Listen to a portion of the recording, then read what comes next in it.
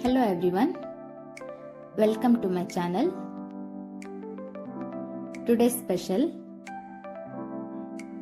healthy breakfast ಮೆಂತೆ ದೋಸೆ ಜೊತೆ ನಾನಿಲ್ಲಿ ಕಾಯಿ ಚೂರ್ಣ ಮತ್ತೆ ಕೊತ್ತಂಬರಿ ಸೊಪ್ಪಿನ ಚಟ್ನಿಯನ್ನು ಮಾಡ್ಕೊಂಡಿದ್ದೇನೆ. ಇದನ್ನ ಹಾಗೆ ಕೂಡ ತಿನ್ಬೋದು. ನಾನಿಲ್ಲಿ ಯಾವುದೇ ರೀತಿಯ ಸೋಡಾ ಆಗಲಿ ಏನನ್ನೂ ಕೂಡ ಯೂಸ್ ಮಾಡಲಿಲ್ಲ, ಆದರೂ ಕೂಡ ತುಂಬಾನೇ ಸಾಫ್ಟ್ ಆಗಿ ಹಾಗೆ ತುಂಬಾನೇ ಟೇಸ್ಟಿಯಾಗಿ ಬಂದಿದೆ. ಇದನ್ನ ಮಾಡಲಿಕ್ಕೆ ಏನೆಲ್ಲ ಇಂಗ್ರೀಡಿಯೆಂಟ್ಸ್ ಬೇಕಂತ ನೋಡೋಣ. ನಾನಿಲ್ಲಿ ದೋಸೆ ಅಕ್ಕಿನ ತಗೊಂಡಿದ್ದೇನೆ. ಈ ಲೋಟದಲ್ಲಿ 2 ಲೋಟ ತಗೊಂಡಿದ್ದೇನೆ.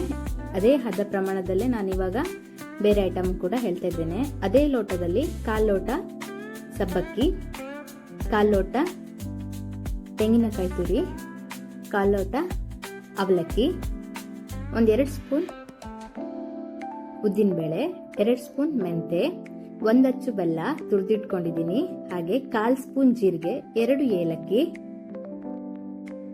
ಅಕ್ಕಿ ಜೊತೆ 2 ಸ್ಪೂನ್ ಉದ್ದಿನಬೇಳೆ ಮತ್ತೆ 2 ಸ್ಪೂನ್ ಮೆಂತೆ ಇದೆರಡನ್ನೂ ಹಾಕಿ ಕ್ಲೀನ್ ಮಾಡಿ ತೊಳೆದ್ಬಿಟ್ಟು 3 ರಿಂದ 4 ಗಂಟೆ ನೆನೆಸಿಡ್ಬೇಕು. ಕ್ಲೀನ್ ಮಾಡಿ ತೊಳ್ಕೊಳ್ಳಿ. ಇವಾಗ ನೋಡಿ, 3 ಕೂಡ ಕ್ಲೀನ್ ಮಾಡಿ ತೊಳೆದು 3 ರಿಂದ 4 ಗಂಟೆ ನೆನೆಸಿಡ್ಬೇಕು. ಅದೇ ರೀತಿ ಸಬ್ಬಕ್ಕಿ ಹಾಗೆ ಅವಲಕ್ಕಿನೂ ಕೂಡ ನೆನೆಸಿಟ್ಕೊಳ್ಬೇಕು. ಕ್ಲೀನ್ ಮಾಡಿ ತೊಳೆದ್ಬಿಟ್ಟು 3 ರಿಂದ 4 ಗಂಟೆ ನೆನೆದ್ರೆ ಸಾಕು. ದಪ್ಪ ಅವಲಕ್ಕಿ ಆಗಿರೋದ್ರಿಂದ ನೆನೆಸಿಡ್ಬೇಕು. ಅದೇ ತೆಳು ಅವಲಕ್ಕಿ ಆಗುತ್ತಾದ್ರೆ ನೀವು ನೆನೆಸಿಡೋದು ಬೇಡ. ಇವಾಗ ನೆನೆಸಿಟ್ಟ ಅಕ್ಕಿಗೆ 1/4 ಸ್ಪೂನ್ ಜೀರಿಗೆ ಹಾಗೆ 2 ಏಲಕ್ಕಿನ ಕೂಡ ಅದಕ್ಕೆ ಸೇರಿಸ್ತಾ ಇದ್ದೇನೆ. ಇವಾಗ 3 ರಿಂದ 4 ಗಂಟೆ ಆಗಿದೆ ನಾನು ನೆನೆಸಿಟ್ಟು. ಮಿಕ್ಸಿ ಜಾರ್ಗೆ ನಾನು 2 ಪಾರ್ಟ್ ಮಾಡಿ ರುಬ್ಕೊಳ್ತಾ ಇದ್ದೀನಿ.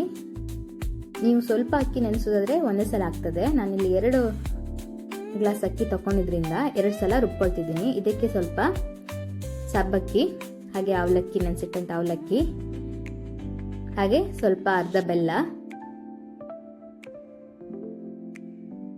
ಸ್ವಲ್ಪ ಕಾಯಿ ತುರಿ, ಸ್ವಲ್ಪ ನೀರು ಹಾಕಿ ಉದ್ದಿನ ದೋಸೆ ನಾವು ಯಾವ ರೀತಿಯಲ್ಲಿ ಹದ ಮಾಡುತ್ತಲ್ಲ ಅದೇ ಹದದಲ್ಲೇ ಕಡ್ಕೊಳ್ಬೇಕು. Full smooth ಆಗ್ಬೇಕಿದು. ಇಷ್ಟು ಬಂದ್ರೆ ಸಾಕು. ತುಂಬಾ ನೀರು ಮಾಡ್ಲಿಕ್ಕೆ ಹೋಗ್ಬೇಡಿ, ನೋಡಿ ಹಾಕೊಳ್ಳಿ ನೀರು. ಇವಾಗ ನೋಡಿ, ನಾನು 2 ಸಲ ಕೂಡ ರುಬ್ಕೊಂಡಾಗಿದೆ. ಇದಕ್ಕೆ ನಾನು ಇವಾಗ 1 ಚಿಟಿಕೆ ಅರಿಶಿಣ, ಕಲರಿಗೋಸ್ಕರ, ತುಂಬಾನೇ ಚೆನ್ನಾಗಿ ಕಲರ್ ಬರುತ್ತೆ ಹಾಗಾಗಿ. ಹಾಗೆ 3/4 ಸ್ಪೂನ್ ಉಪ್ಪು ಹಾಕ್ತಾ ಇದ್ದೀನಿ. ಉಪ್ಪು ನೋಡ್ಕೊಂಡು ಹಾಕೊಳ್ಳಿ, ಯಾಕಂದ್ರೆ ಬೆಲ್ಲದಲ್ಲಿ ಕೂಡ ಸ್ವಲ್ಪ ಉಪ್ಪು ಇರ್ತದೆ. ಹಾಗಾಗಿ ಚೆನ್ನಾಗಿ ಮಿಕ್ಸ್ ಮಾಡಿ.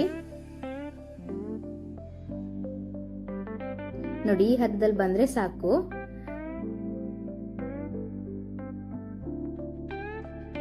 ಕರೆಕ್ಟ್ ಆಗಿ ಲಿಡ್ ಅನ್ನ ಕ್ಲೋಸ್ ಮಾಡಿ ಓವರ್ ನೈಟ್ ಬಿಟ್ಬಿಡಿ. ನಾ ಇಲ್ಲಿ 7 ರಿಂದ 8 ಗಂಟೆ ಬಿಟ್ರೆ ಸಾಕು. ನೀವು ರಾತ್ರಿ ಕದ್ದಿಟ್ರೆ ಬೆಳಗ್ಗೆ ಮಾಡ್ಕೊಳ್ಳಿಕ್ಕೆ ಈಸಿ ಆಗ್ತದೆ. ಇವಾಗ ನಾ ಇಲ್ಲಿ ಕಾಯಿ ಚೂರ್ಣವನ್ನು ಮಾಡ್ತಾ ಇದ್ದೇನೆ. ಅದ್ರ ಜೊತೆ ಪಾನ್ಗೆ 1 ಸ್ಪೂನ್ ತುಪ್ಪ ಹಾಕಿ, ಹಾಗೆ 1 ಅರ್ಧ ಕಪ್ಪು ಕಾಯಿ ತುರಿ, 2 ರಿಂದ 3 ಸ್ಪೂನು ಬೆಲ್ಲ ಹಾಕಿ, ಬೆಲ್ಲ ಕರಗೋ ತನಕನೂ ಕೂಡ ಮಿಕ್ಸ್ ಮಾಡಿ. ಬೆಲ್ಲ ಕಮ್ಮಿ ಹಾಕಿದ್ರೆ ಸಾಕು, ಯಾಕಂದ್ರೆ ದೋಸೆದಲ್ಲಿ ಕೂಡ ಬೆಲ್ಲ ಇರ್ತದೆ. ಹಾಗಾಗಿ ನೀವು ಇಲ್ಲಿ ಕಮ್ಮಿನೇ ಯೂಸ್ ಮಾಡಿ.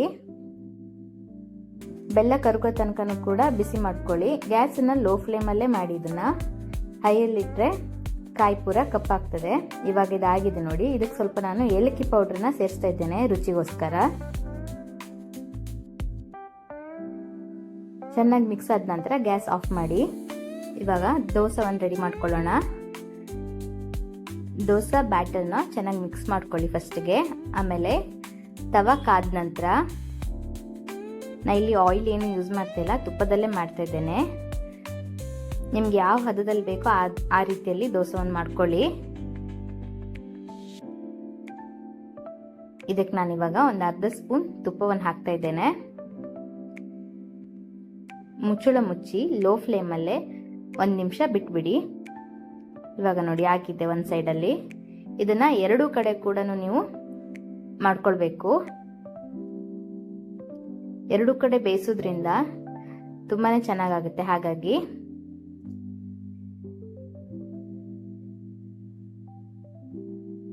ಲೋ ಫ್ಲೇಮಲ್ಲಿ ಮಾಡಿದರೆ ದೋಸೆ ತುಂಬಾ ಕಲರ್ಫುಲ್ ಆಗಿ ಬರ್ತದೆ, ಇಲ್ಲಾಂದರೆ ಕಪ್ಪಾಗಿ ಬರ್ತದೆ. ನೋಡಿ ಇವಾಗ ಫೈನಲಿ ಈ ರೀತಿಯಾಗಿ ಆಗಿದೆ. ಮೆಂತ್ಯ ದೋಸೆ ಜೊತೆ ಕಾಯಿ ಚೂರ್ಣ ಮತ್ತು ಚಟ್ನಿಯನ್ನು ಒಳ್ಳೆ ಕಾಂಬಿನೇಷನ್ ಇದು. ಮತ್ತು ಹೆಲ್ತಿಗೆ ಕೂಡ ತುಂಬಾ ಒಳ್ಳೇದಿದು ಮೆಂತ್ಯ ದೋಸೆ. ಯಾವುದೇ ರೀತಿ ಸೈಡ್ ಇಫೆಕ್ಟ್ ಆಗಲಿ ಏನೂ ಕೂಡ ಇಲ್ಲ. ಕೆಲವರಿಗೆ ಉದ್ದಿನ ದೋಸೆ ತಿಂದರೆ ಎದೆ ಉರಿ ಬರ್ತದೆ, ಗ್ಯಾಸ್ಟ್ರಿಕ್ ಆಗ್ತದೆ, ಆ ರೀತಿ ಎಲ್ಲ ಇರ್ತದೆ. ಈ ಥರ ದೋಸೆ ತಿಂದರೆ ಏನೂ ಕೂಡ ಆಗೋದಿಲ್ಲ, ತುಂಬಾ ತಂಪಿದು ದೇಹಕ್ಕೆ. ಹಾಗಾಗಿ ನೀವು ಕೂಡ ಇದೇ ರೀತಿಯಲ್ಲಿ ಮನೇಲೊಮ್ಮೆ ಮಾಡಿ ನೋಡಿ. ಹೋಟೆಲ್ ಸ್ಟೈಲ್ಗಿಂತನೂ ತುಂಬಾ ಟೇಸ್ಟಿಯಾಗಿ ಬರ್ತದೆ. ಪ್ರತಿಯೊಬ್ಬರು ಕೂಡ ತುಂಬಾ ಇಷ್ಟಪಟ್ಟು ತಿಂತಾರೆ. ಇದೇ ರೀತಿಯ ವಿಡಿಯೋಗಳಿಗಾಗಿ ನನ್ನ ಚಾನಲನ್ನು ಸಬ್ಸ್ಕ್ರೈಬ್ ಮಾಡ್ಕೊಳ್ಳಿ. Thank you so much for